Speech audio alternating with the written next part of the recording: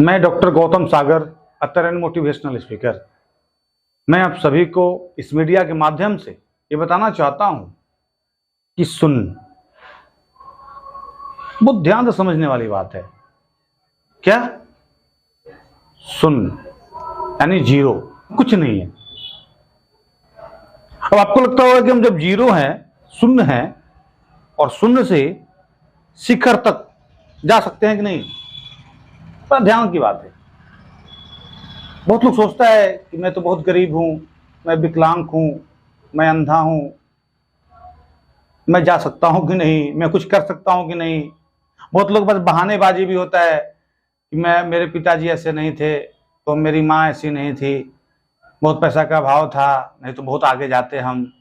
पढ़ने गए थे, आईएएस की तैयारी करना था, लेकिन पैसा नहीं था कि मुखर्जी नगर में बैठ के पढ़ूं। ये सब बुरा भी नहीं है तो बहुत अच्छा भी नहीं है।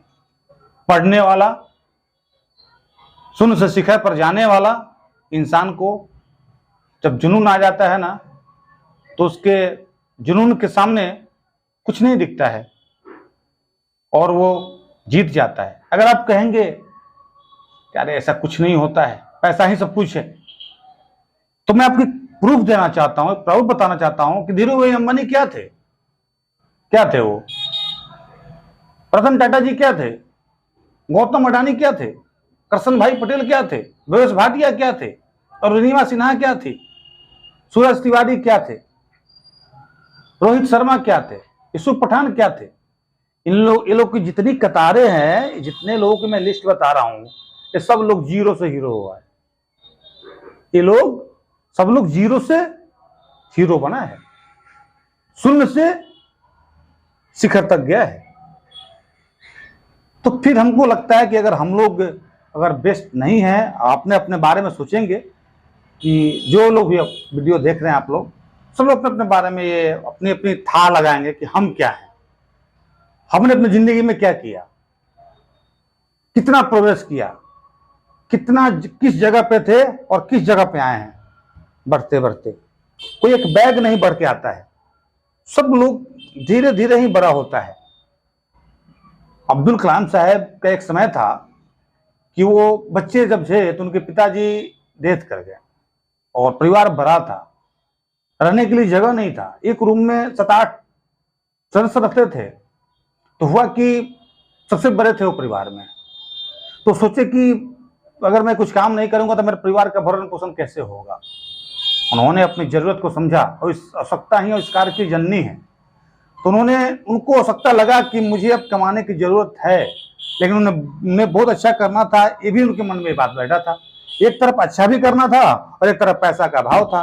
परिवार बहुत दुखद स्थिति से गुजर रहा था, बहुत तरह की परेशानियों से वो जूझ रहा था, लेकिन उनके मन में यह था कि मुझे अपने परिवार को भी चलाना है और मुझे बेहतर भी करना है। उन्होंने सोच लिया कि मुझे करना क्या है। सबसे पहले अपनी जिंदगी की शुरुआत बचपना में पेपर बेचने से किए। साइकिल पर पेपर रख लेते थे और मोहल्ला मोहल्ला पेपर देते थे वो, और वो देकर अपने परिवार का भरण पोषण करते थे। और धीरे धीरे वो अपना पढ़ाई भी शुरुआत की। पढ़ाई कभी नहीं छोड़े अब्दुल कलाम साहब, और जो कष्ट की जिंदगी थी उसको सामना तो करना पड़ेगा ना। उन्होंने सामना किया, लेकिन उसके पार्ट में एक सोच थी उनकी, मुझे पायलट बनना है। उनके माइंड में ये बात कभी नहीं मिटती थी, कभी वो हटती नहीं थी अंदर से। बार बार वो जोर देती थी कि मुझे ये करना है, मुझे ये करना है, मुझे ये करना है।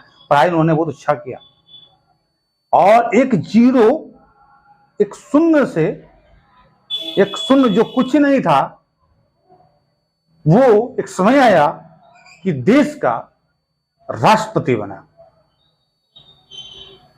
तो आपके अंदर ये अगर बहाना रहता है या कोई आलस है कि ये परेशानी से मैं नहीं कर पाया, तो ये बात हो गया, तो फलना हो गया, ना तो मैं तो ये कर जाता, तो वो कर दिया। मैं बहुत सुनता हूं, ये था, मैंने जो कर दिया वो कोई क्या कर पाएगा।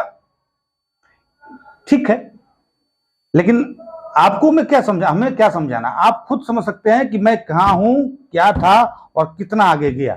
ये आपके ऊपर डिपेंड करता है। अगर आप नहीं गए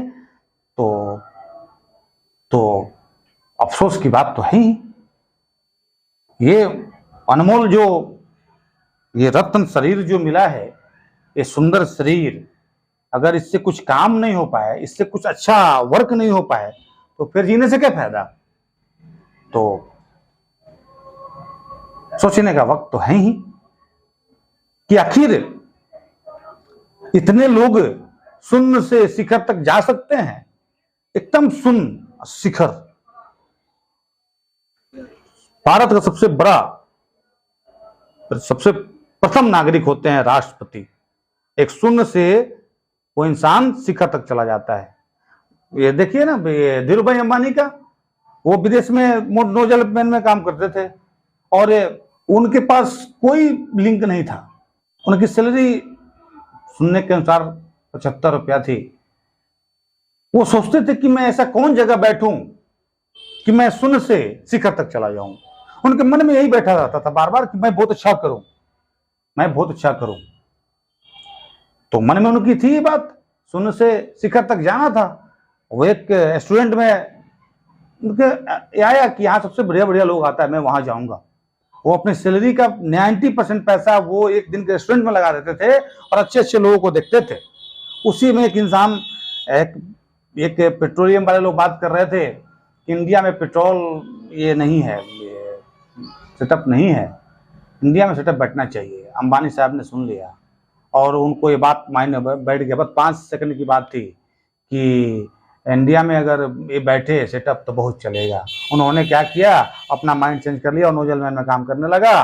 नोजल मैन में काम करते करते करते वो सारा चीज को जान गए और पार्टनरशिप में काम किया। बोला कि आप पैसा दो, मैं इंडिया में ब्रांच लगाऊंगा और जो पैसा होगा 50-50 होगा। उन्होंने यही किया और धीरू भाई अंबानी धीरे धीरे 1 पेट्रोल पंप खोले, 2 पेट्रोल पंप खोले।